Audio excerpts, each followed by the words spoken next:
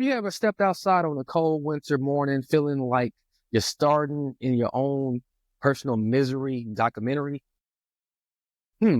Dark, freezing, commuting through sadness is all the credits that roll through, right? Yeah, we've been there.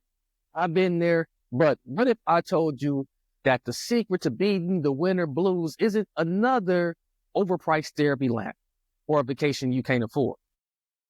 No, it's right in your kitchen, or at least it should be. Today, we're spilling the tea, or rather the turmeric tea, on how food can literally save your mood this winter. Stay tuned. Don't go anywhere because this conversation is going to be juicier than a slice of salmon. Let's go. And we'll be right back. Come with me, let's rap. Take a trip and we back. And we'll be right back. I stand for what you stand for. Hey, I get on the mic and I transform. Follow me on this world tour. The asteroid that you can't avoid. Follow me.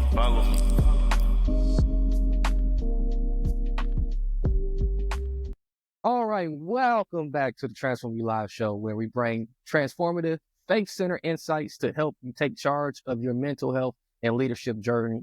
As always, I'm your host, Marcus Hart, and today I am absolutely thrilled to introduce a guest who is revolutionizing the way we think about wellness. She's a former immunologist. Hey, I'm going to have her correct me on that. Can you insert that word for me? Immunologist. I get a little tongue twisted on words like that, as many of you have been watching me know. She turned mind body wellness expert, a best-selling author, and a global media sensation. You have seen her on NBC, Fox, the Los Angeles Times, Forbes, pretty much everywhere except maybe your fridge door. But who knows? Maybe that's next. She's here to tell us how to transform our winter blues into winter wins with the foods we eat.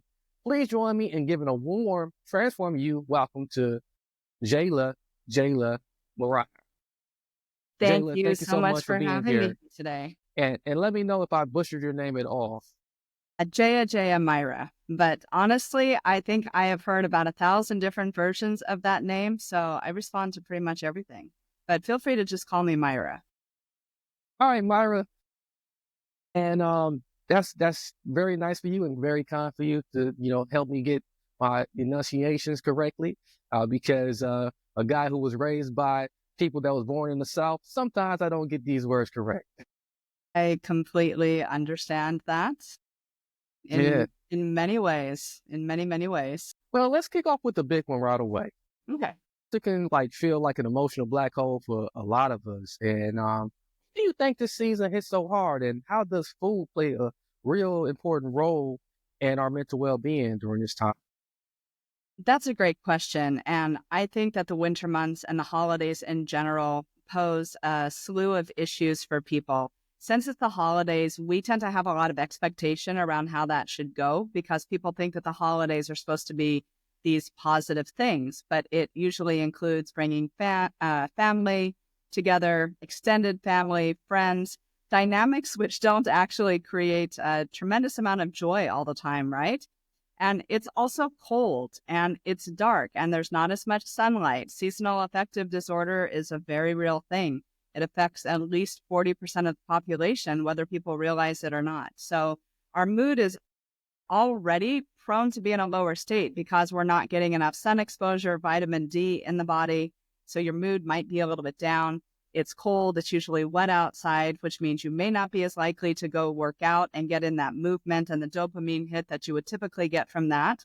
And you have all of this expectation around what the holidays are supposed to look like. And so when you just layer all this on top of each other and then the financial stress of gifts and trying to figure everything out and social gatherings and schedules being way too full, it can be very overwhelming for a lot of people. So really, holidays are a very, very stressful time. I don't think people take enough time to really acknowledge the self-care and the things that need to be put into place to actually bring back the joy to this time of year. But there are a lot of small, simple things that people can do to make the holidays better. I love that. And all of what you just said really resonates with me.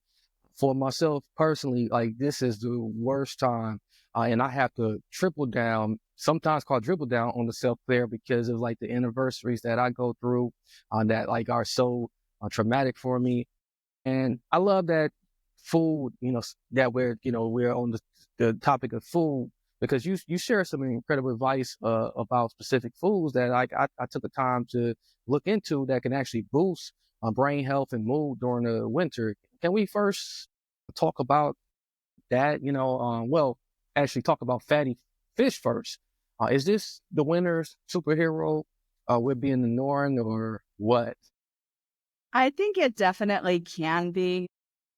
Fatty fishes, things that have like omega-3 fatty acids in them. So I'm just going to preface it with that. You can be vegan and you can still get the benefits of all those things that if you're going to go eat salmon and tuna, you're going to get. So there's always vegan options to everything. And I'm going to try to highlight that in this because I know so many people nowadays are going more plant-based. I am particularly pescatarian, so I eat fish, but I don't eat other meat. I don't consume dairy. I don't do that stuff. So I always try to give you the plant-based options there. Fish in general can be wonderful because of the omega fatty acids that it has. So these are known to lower inflammation in the body. They lower the risk of heart disease, and they're also helps to support brain health and development. So inflammation in the body is actually a culprit for depression and anxiety. Yeah. Whenever we're able to lower inflammation in the body, we're actually elevating our mood a little bit naturally. When the body gets inflamed, it actually does a very similar thing to your mood and your mindset. It just kind of freezes things, causes a little bit of brain fog and irritability and just this inability to like feel good about yourself. And Yeah. it's really a biochemical process that's happening. It's not something that you should just be able to control through willpower. When there's inflammation in the body, it triggers like a host of health problems, both physical and mental. So fish is definitely a good solution for that because it's going to lower inflammation. It's going to improve brain health and your ability to be more optimistic, a little bit more focused and clear. So I think it's one of those good things to have on your holiday table if you happen to like fish. Now, there's many other things that can boost your mood and well-being, but I like that because it's a good protein option for you. And again, people who are looking to keep their physical health in check, of course, eating a little bit more protein, a little bit less carbs around the holidays is always going to be beneficial. I love fish, but like you said before, there's a lot of non-fish fans out there, and there's no judgment to them because I think that they're missing out. But I would love to talk about those plant-based alternatives. Mm-hmm. What are them? And are we talking about sprinkling some magic hemp seeds everywhere or anything like that? Yes, sometimes you definitely are. So flax seeds, hemp seeds also contain a lot of omega fatty acids in them. So that could be a matter of throwing some hemp seeds on a salad. Maybe if you are a person who likes to make smoothies or other things, you can throw some flax seeds in with that. Of course, you can put those on salads as well. You can incorporate them even into like a stuffing mixture that you're making, like for your Thanksgiving dinner or your holiday dinner. You can always incorporate a little bit of other non-traditional things which are going to boost your overall health and your mood. So I would say go to like the flax seeds, go to the hemp seeds. I think these are kind of like the first line resource of plant-based options. You can also get it from seaweeds. So if you're a seaweed fan, maybe you don't have fish, but you like those seaweed snacks at the store, that's another option that you can look to. Nice. Now let's talk blueberries. I mean, who knew these little guys could be the anti-aging secret for our brains? Is it safe to say that snacking on blueberries is the closet thing we have to take our brain to the spa for? Well, blueberries, they have a tremendous amount of antioxidants in them. And there's also other compounds which have been shown to increase your cognitive performance and abilities, like think, focus, mental clarity, overall brain function. It can help to alleviate depression and anxiety. And part of this is because they have chemicals in them which actually increase blood flow to the brain. So whenever your brain is a little bit healthier, you are going to be happier in general. I love them. They're low calorie foods. They're not overly sweet on the fruit spectrum, which is also nice. So yeah, I would definitely go for the blueberries as much as possible. They're easily accessible too, might I add. Yes. And next up, let's talk about those leafy greens, the spinach, the kale, the broccoli, basically the stuff most of us kids used to ignore back then. Are these the MVPs of the winter plate or what? Now, I love my leafy greens. We're going to get into a battle if someone tries to take away my leafy greens, particularly at the holidays, especially Brussels sprouts, man. Brussels sprouts are like the best thing. But yeah, they're a very rich source of vitamins, nutrients, antioxidants in general. So like leafy greens have a whole host of health benefits, like both for your mood. Again, they can lower inflammation in the body, which is going to help boost your mood automatically. The leafier the green, they're also apt to have a little bit more fiber in them. The reason why this is important, most people think about fiber as being this thing that we need for proper elimination, right? What it actually is a prebiotic. Prebiotics are the food that your microbiome in your gut eat. So the microbiome in your gut, people also know as probiotics. Like you can go to the store, Yeah. you can buy a probiotic supplement. That's basically this whole combination of microbiomes that when they go into your body, they proliferate in your gut mostly. I mean, we've got a microbiome in many parts of our bodies, but when you take the supplements, that's impacting your gut microbiome. So the food that they eat is fiber. So you have to have adequate fiber.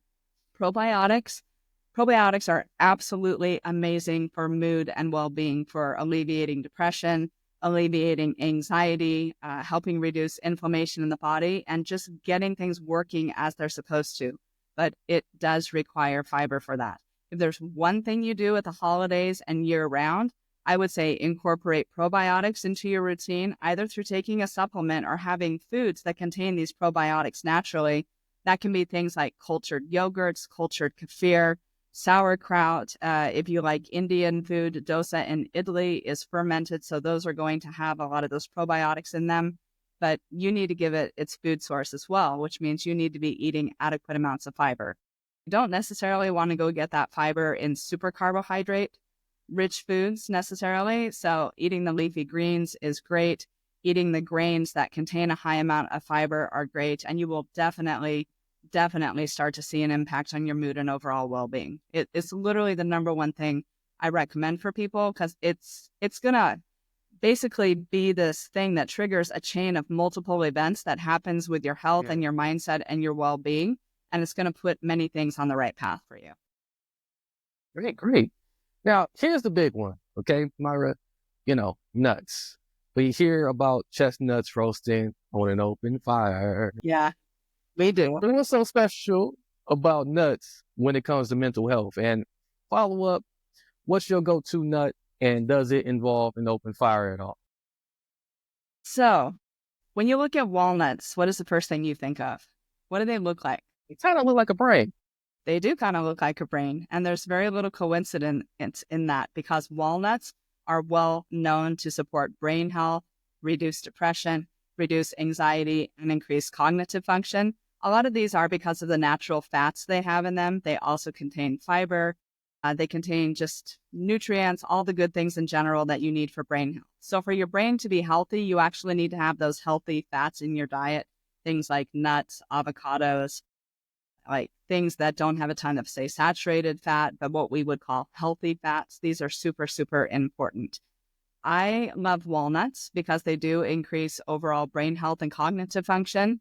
Cashews are well known to boost your mood, increase serotonin naturally, and again, just help you feel a little bit happier. So serotonin is one of those happy hormones, just like dopamine, that makes you feel better. And one of the things that a lot of people don't understand is it is this brain health hormone, but 90% of it is created in the gut based on what we eat. So again, having that healthy microbiome in the gut, eating foods which actually boost serotonin naturally, that can be one of the quickest ways to elevate your mood and well-being. One is by getting rid of the other problems, and the second one is to just eat those foods that are going to make serotonin naturally. So you can do that by finding foods that contain tryptophan in them. Tryptophan, especially with other complex carbohydrates, will always metabolize in the body to serotonin. And I bet you know a wonderful Thanksgiving tryptophan-containing food. Excellent. The one that most people think of when they think of tryptophan is turkey. Yeah, I had it on the top of my tongue, but I couldn't get it out. That's why when people eat turkey and then they're pairing it with like the rice and the stuffing and the grains, you get a little sleepy, you get a little bit happy, you start to feel good in general. It's because of all the tryptophan that's in it, and then it's metabolizing to serotonin. Serotonin is also a precursor in the body to melatonin, which is the sleep hormone, which is why when you have that and you have it in such excess amounts like we do at the holidays, you tend to get a little sleepy and just want to go to bed. So serotonin, melatonin, highly connected. But yes, there's so many different things that we can eat that are going to regulate our mood naturally. You know what? That I was always wondering, what was that all about? It's like, every time I load on that, we have a joke in my family that said, "Oh yeah, you're getting the itis." I said, "So yeah, that's excellent. I'm gonna make sure I'm informed like my parents and a lot of my other relatives that like, no, it's the turkey. It has this good stuff in it." Have the turkey and the stuffing at Thanksgiving because it's just going to make people a little bit generally more happy, a little bit more at ease. Hopefully you'll be able to avoid some of those difficult conversations because everyone's just going to be focused on how good and probably how full they feel after the holiday meal. But eat those tryptophan-containing foods. They're going to be great for boosting mood and alleviating difficult conversations. Excellent. And of course, we have to have this talk about turmeric, the golden spice of wellness. My mom loves it. What's the deal with this magical stuff? Is it as powerful as people say it is, or is it another overhyped trend? No, it is probably the best anti-inflammatory food that you can consume because it has very high levels of curcumin in it. Curcumin, powerful anti-inflammatory. Ginger is as well, because ginger contains curcumin as well, but in a little bit less amount than turmeric does. But both turmeric and ginger, both wonderful holiday spices, maybe ginger a little bit more, gingerbread cookies, all the good things there. But these are such powerful anti-inflammatory agents. You want to restore health and positive mood. I would say definitely consume turmeric. But the key to the turmeric for the body to assimilate it is that you should be consuming it with black pepper because black pepper increases the absorption of the curcumin by about 2,000%. This is oftentimes why you see it in supplement form at the store. You'll see that it also contains black pepper with it because without that, the liver starts to flush it out of the body and it doesn't actually assimilate it. So always consume your turmeric with black pepper, whether you're having it in the powdered spice form or if you're buying it fresh, cutting it up and throwing it into your cooking. It's actually a little bit bitter. Doesn't always taste the greatest. I mean, you can make it sweet based on what you put in it, but if you're not used to cooking with turmeric, I would definitely start with a supplement form of that. Maybe just take a few little black peppercorns as you have those supplements. Hey, great. Now, I'm enjoying this conversation, but before we dive deeper into the conversation, I got something amazing to share with all my listeners.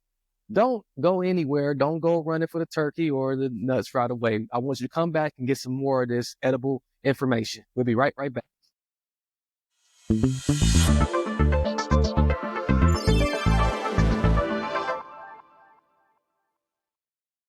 Now, I know you want to dive into this conversation a little bit more deep, but like I said, I got something amazing to share with all my listeners.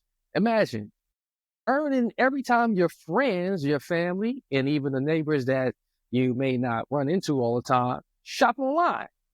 No need to imagine. This opportunity is so real. I want you to join us now and start earning for years to come. Like I said before and in previous episodes, I myself have started making money from this opportunity, and I don't want you to miss out on it. Hashtag earn while you shop, hashtag passive income, hashtag make money online.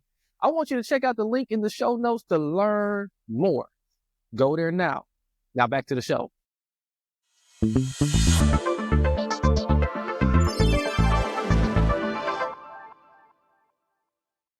Okay, we back, everyone. And, over the break, I got a chance to talk with Myra some more about some, incredible things. And I mean, this conversation has been so insightful. I was just telling her that, like, there was a lot of things that I knew, but now I'm getting just more information that, like, it's just so simple and it could be easily replaced into what you already do during these holidays. And man, one thing I admire about your work, Myra, is how you emphasize the connection between mind and body. As someone who's transitioned from studying the immune system to the mind-body wellness, what inspired you and what made you make that shift? And how has your approach evolved over time? I wish I could say that it was just a conscious choice because I wanted to do something different. But the reality of the situation is I was diagnosed with pretty debilitating fibromyalgia, and it caused a tremendous amount of changes in my life. I was in the point where I really needed a big change at that point anyway. I was working as a research scientist and immunologist, and a lot of what that entails in preclinical testing is animal research. I was at a point that I no longer wanted to slaughter hundreds of mice a day in the name of doing Yeah, research to try to find cures. I'm like, this really psychologically, in an ethics way, it made no sense to me how we can justify killing hundreds of creatures on a daily basis in the name of health and well-being. And I always knew that there had to be a better way out there. And the universe started to take me on that path. The thing is, when I was diagnosed with fibromyalgia, none of the Western medical treatments made me better. But at that point, I was already a meditator. I was already doing a lot of spiritual practice.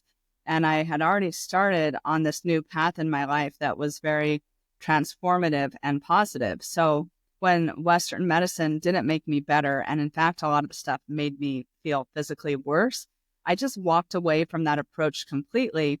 And I used mostly a platform of mindfulness and meditation to completely heal myself naturally. Like, I do not have a trace of fibromyalgia today. It was like it never existed. And this is something that doctors say there's no quote unquote cure for, and something you're going to face your entire life. That's just absolutely not true. Anything in the body can be healed, whether Western medicine knows the path to get there or not.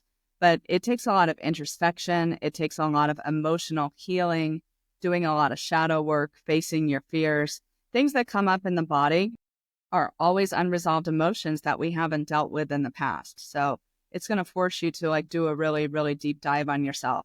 Yes, there's things that we can do, like having these proper foods, which are going to improve our mood naturally. But for deep, sustainable health and well-being, you really have to dive into your faith, to understanding yourself, to yeah. your confidence in God and a higher power, and just have rock solid willpower that you are going to find a path and solutions that work for you. I love meditation. I really do credit it with most of my healing journey. I do recognize that a lot of people don't like to meditate, or they don't have the patience, the perseverance to stick with a practice long enough to make it meaningful for them.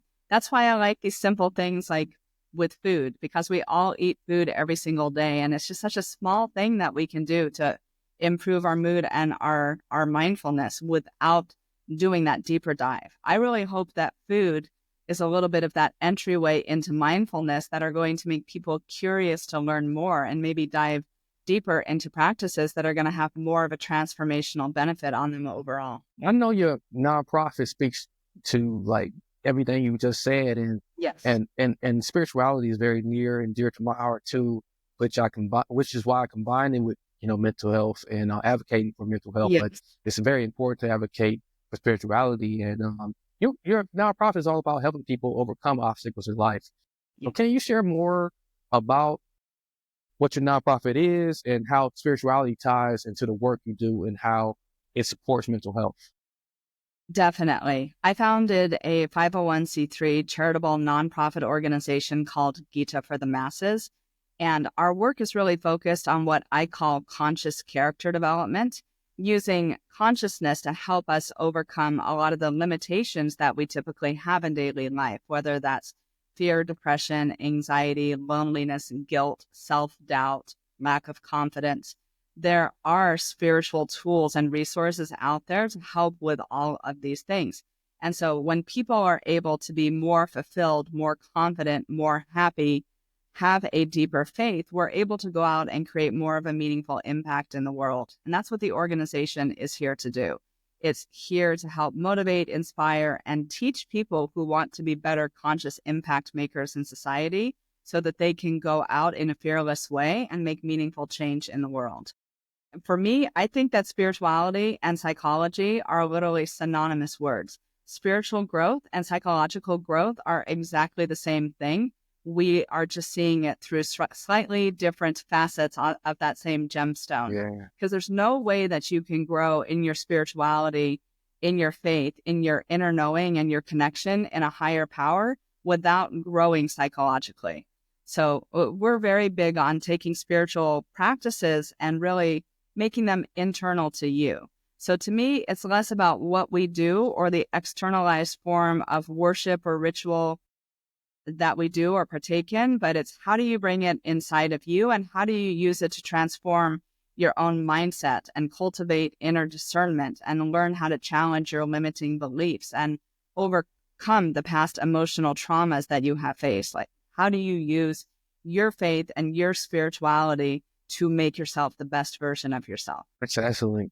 So for those who's listening right now and they may be struggling to maintain hope or feel stuck during the winter months, what's one piece of advice you'll want them to take away from this episode today? It's very, very simple. I say start with your spice rack, honestly, because it can start through what you eat. It can start through the most simplest of things.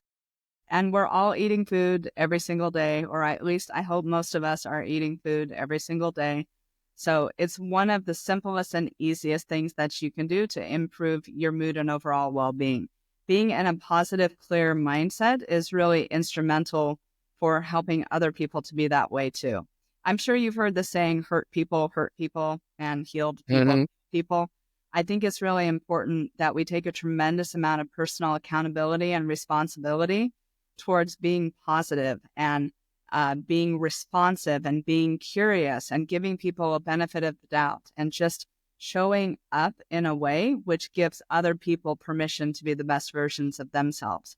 But we can't do that if we're not there ourselves. I agree. Myra, this conversation has been an absolute game changer, and I don't say that lightly. I truly mean it. And I want to thank you for not only sharing your expertise, but for doing it in such an inspiring and actionable way, stuff that we can take right now and institute into our lives. And if we was to spread it across the lake, we have a whole golden lake. That's how valuable it is. Thank you. So Appreciate you're welcome. So for anyone who wants to learn more about your work or grab your books, where's the best place for them to connect with you? I am very easy to find online at Jaya Jaya Myra on all social media and jayajayamyra.com. Okay. And to my listeners, remember, the power to transform your mental health is in your hands and on your plate. Start small, stay consistent, and don't forget to share this episode with someone who needs a little extra light this winter. And as always, thank you for tuning into the Transform You Live show. Thank you so much to Myra today. Until next time, many blessings, peace, and lots of love. I stand for what you stand for. I'm at your door like the landlord. I can see the future, yeah, I fast forward. I get on the mic and I transform. Follow me, I'm in rare form. Follow me on this world tour, the asteroid that you can't avoid.